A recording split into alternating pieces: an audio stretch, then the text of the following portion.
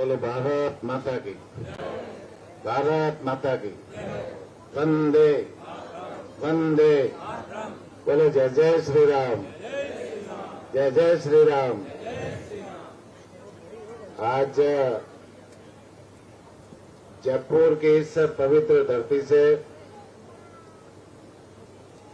राजस्थान सरकार की महत्वपूर्ण योजना वरिष्ठ नागरिक तीर्थ यात्रा योजना के तहत जयपुर के ढेर के बालाजी रेलवे स्टेशन से 1000 यात्रियों का दल लेकर के ट्रेन की रवानगी के इस कार्यक्रम में हमारे बीच में मंच पर विराजमान राजस्थान के उप मुख्यमंत्री और राजस्थान के वित्त मंत्री, जहां पूरे राजस्थान का खजाना उनके पास रहता है और राजस्थान के विकास में बहुत ही महत्वपूर्ण भूमिका रहती है, ऐसे हमारे लोकप्रिय उप मुख्यमंत्री जी दिया कुमारी जी, मंच पर विराजमान सहकारिता प्रकोष्ठ के प्रदेश सह संयोजक सुनील जी कुमावत जी,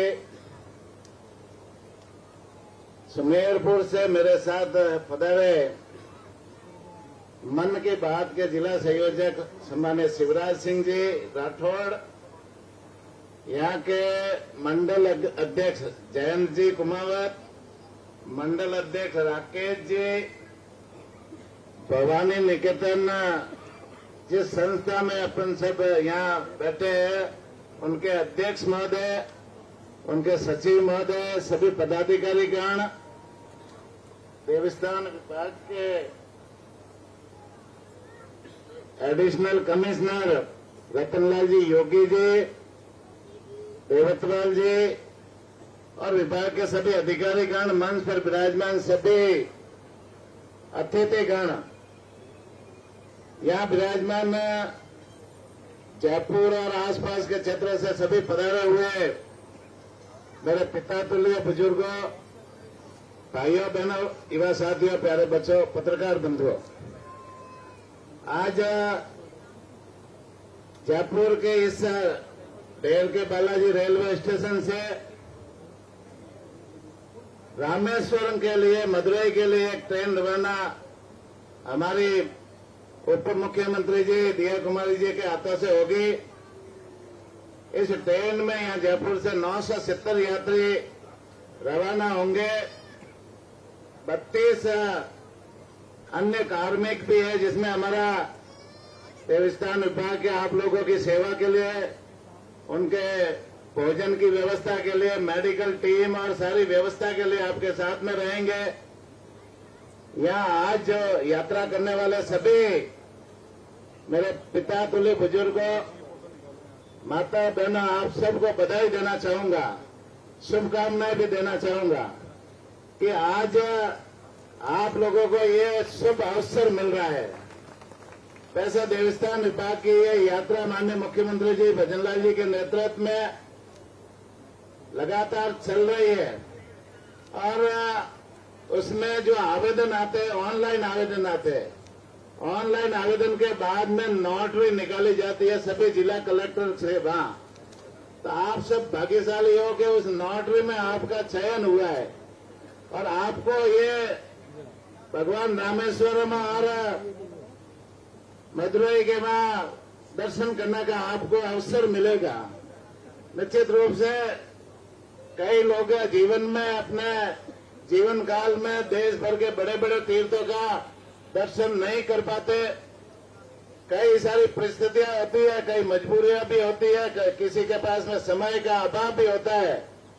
तो इसलिए माननीय मुख्यमंत्री जी के नेतृत्व में, हमारी उप मुख्यमंत्री जी दिया कुमारी जी के नेतृत्व में ये हमारी वरिष्ठ नागरिक तीर्थ यात्रा योजना चलाते हैं हम आप लोगों के लिए, देश भर के बड़े बड़े तीर्थ स्थानों की यात्रा करने के लिए, जिसमें रामेश्वरम भी है, मदुरई भी है, सोमनाथ का मंदिर जो गुजरात में है वो भी है, कामाख्या देवी आसाम है, साथ ही साथ में जगन्नाथपुरी उड़ीसा में है, हरिद्वार है, भगवान राम जी का धाम अयोध्या है, अमृतसर का जो है ना स्वर्ण मंदिर है। इस तरह से देश भर के 35 से ज्यादा तीर्थ स्थान है जिनकी रेलवे से हम यात्रा कराते हैं।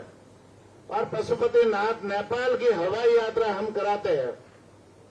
50,000 लोगों को हम रेलवे से कराते हैं, 6,000 लोगों को पशुपतिनाथ नेपाल की यात्रा कराते हैं। यह यात्रा पूरी तरह से निःशुल्क है।